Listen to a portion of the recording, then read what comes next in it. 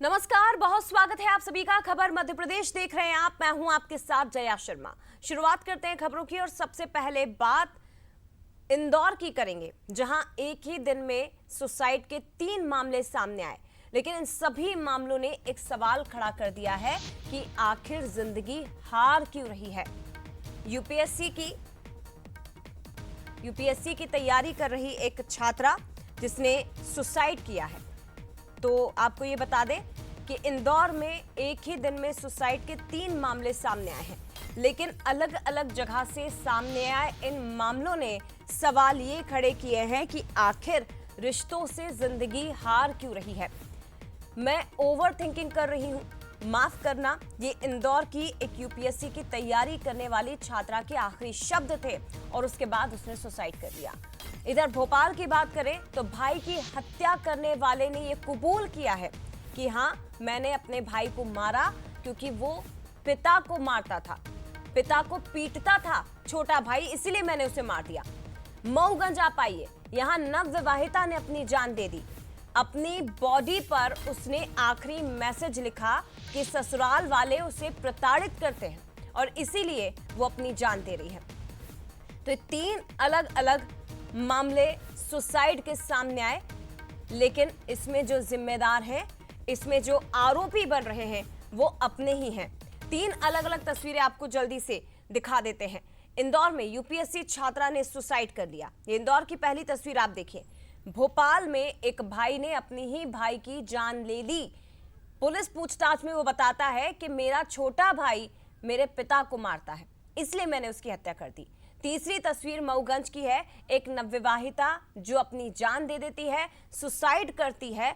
और ये भी आपको बता दे, सुसाइड की कोई वजह पुलिस को नहीं मिली, लेकिन बाद में जब शव को पोस्टमार्टम के लिए भेजा जाने लगा, तब जाकर ये पता चला कि वो ससुराल वालों से प्रताड़ित थी, क्योंकि उसकी बॉडी पर उसने अपना सुसाइड नोट लिख कर रखा था।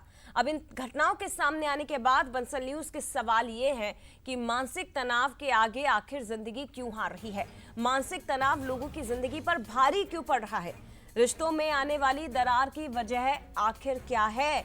परिवार में संवाद, काउंसलिंग की कमी, ये इसके पीछे की क्या वजह बन रही है।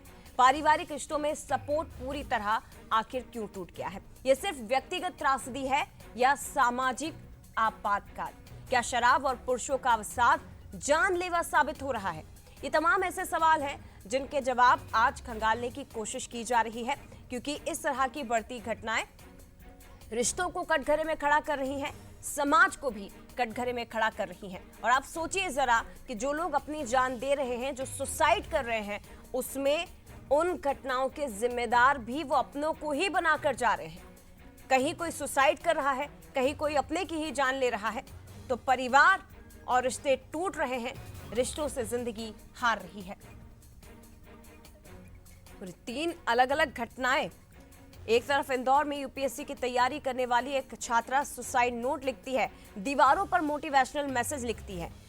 आखिरी नोट परिवार के नाम जो लिखा, उसमें यह मैसेज था कि मैं ओवर थिंकिंग कर रही हूं, यानी कि मैं ज्यादा सोच रही हूं, मुझे नहीं समझ में आ रहा है कि क्या चल रहा है। माफी भी मांगी उसने।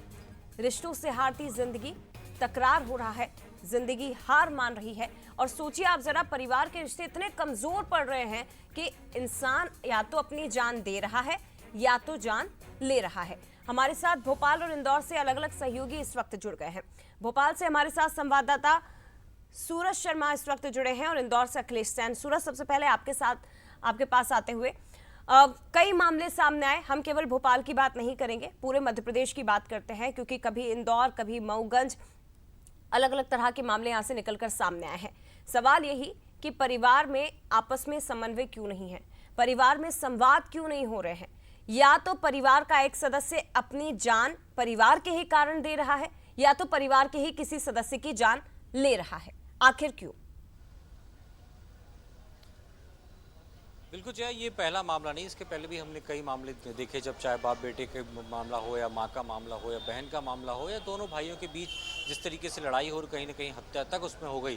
तो ये संवाद की कमी इसको कह सकते हैं, क्योंकि हम देख रहे हैं कि लगातार जिस तरीके से लोग अपने कामकाज में बिजी होते हैं और एक दूसरे से संवाद नहीं कर पाते, तो भावनात्मक जो अटैचमेंट है वो कहीं ना कहीं परिवार में जब देखने को नहीं मिल रहा। शायद यही कारण है कि जब गुस्सा इतनी चरम पर पहुंचता है कि वो किसी प्रकार से अपने भाई, माँ, बाप या बेटी की बहन को नुकसान पहुंचने से एक मिनट भी नहीं संकोच करता। और शायद यही कारण है जिस तरीके से चाहे भोपाल का मामला हो या इंदौर का मामला हो, ये भी लगभग वैसे ही है कि एक जीन्स पहनने पर इतना गुस्सा आता है कि वो गले में चाकू मार देता है और फिर उसके बाद वो ये नहीं सोचता कि चलो इसको चोट आई है तो कम से कम अस्पताल ले जाए, लेकिन वो बेपरवाह रहता है। तो शायद यही कारण है कि उसकी मौत हो जाती है। तो ये इस प्रकार के मामले लगातार बढ़ते जा रहे हैं, जिसके पीछे सबसे बड़ी वजह यही कि संवाद की कमी। पहले हम देखते थे परिवार में तमाम जो परिवार के लोग हो एक साथ बैठते थे, कोई परेशानी है तो वो आपस में साझा करते थे, सुख में एक दूसरे के साथ जश्न मनाते थे। तो यदि कहीं कोई कमी होती थी, कोई मानसिक तनाव में होता था, उससे बैठकर चर्चा होती थी कि आखिर भाई क्या समस्या है, बेटी के साथ बातचीत होती थी कि बेटी कोई समस्या तो नहीं। लेकिन जिस संवाद की कमी है वो धीरे धीरे परिवारों में कम होती जा रही है। और हम खासतौर से देख रहे हैं कई जो सेपरेट परिवार होते हैं, एकल परिवार, उनमें ये सबसे ज्यादा समस्या रहती है। शायद यही कारण है कि चाहे आपसी वैमनस्यता हो, एक दूसरे के साथ लड़ाई झगड़ा हो या कई बार खुदकुशी के मामले भी इसी कारण आते हैं कि एक दूसरे की परेशानी सुनने का समय ही किसी के पास नहीं है। सूरज, परिवार में ही सदस्य एक दूसरे को टाइम नहीं देते हैं। कोई किसी वक्त आता है, कोई किसी वक्त आता है। खाने का टाइमिंग सबका अलग अलग है। पहले परिवार के सदस्य किसी एक टाइम मिलकर साथ में खाना खाने बैठते थे ताकि एक दूसरे की समस्याओं को समझा जा सके, एक दूसरे की परेशानियों को वो सुन सके, उसका निराकरण कर सके।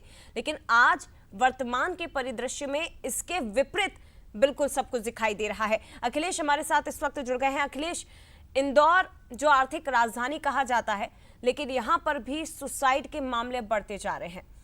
बहुत गंभीर और बहुत चिंतनीय ये विषय होता जा रहा है कि रिश्तों के बीच में जो प्यार मोहब्बत होता था, जो प्रेम होता था, वो आखिर कहां खो रहा है। बिल्कुल जया, इंदौर की अगर बात की जाए तो अधिकतर सुसाइड करने वाले वो छात्र हैं जो बाहर से पढ़ने के लिए जो अपने सपनों को संजोकर इंदौर पहुंचते हैं और कहीं ना कहीं पर वो असफल हो जाते हैं और यही कारण रहता है कि वो डिप्रेशन में चले जाते हैं और डिप्रेशन के चलते इस प्रकार का जो कदम है वो उठा लेते हैं। इंदौर की अगर बात की जाए तो हर एक दिन 3 सुसाइड के जो मामले हैं वो निकल कर सामने आए और पूरे मध्य प्रदेश का जो एनसीआर का अगर आंकड़ा अगर देखा जाए तो मध्य प्रदेश सुसाइड में दूसरे स्थान पर है और प्रदेश की आर्थिक राजधानी में सबसे ज़्यादा जो सुसाइड है वो किए जा रहे हैं और ये वही छात्र हैं जो बाहर से पढ़ने अपने माता पिता के सपनों को लेकर आते हैं। अगर हाल ही के सुसाइड की अगर बात की जाए तो जो 3 छात्र हैं उन्होंने सुसाइड किए हैं, जिसमें से एक छात्र के पेपर बिगड़ गए थे और जो दूसरी छात्र है वो यूपीएससी की तैयारी कर रही थी। उसका सपना था कि वो आईएएस बने और उसी सपने को लेकर बैतूल से वो इंदौर पहुंची थी और यहाँ पर जो पढ़ाई है वो कर रही थी। कई मोटिवेशनल जो मैसेज है उसने अपनी दीवारों पर भी लिखे थे और उसके साथ ही जो कॉपी में भी लिखती हुई नज़र आ रही थी, मोटिवेट थी।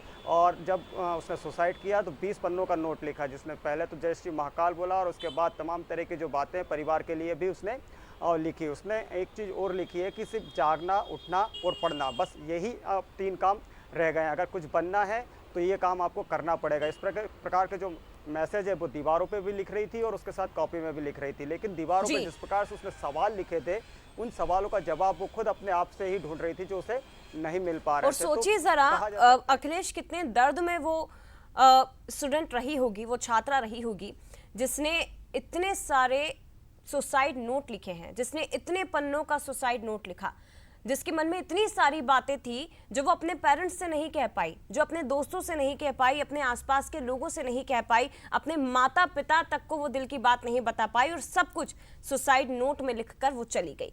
आज जब उसके परिवार वाले इस नोट को पढ़ रहे होंगे तो शायद उनको भी ग्लानि हो रही होगी कि हम अपने बच्ची की दिल की बात को समझ ही नहीं पाए, क्योंकि उतना समय ही पेरेंट्स बच्चों को नहीं दे पा रहे हैं।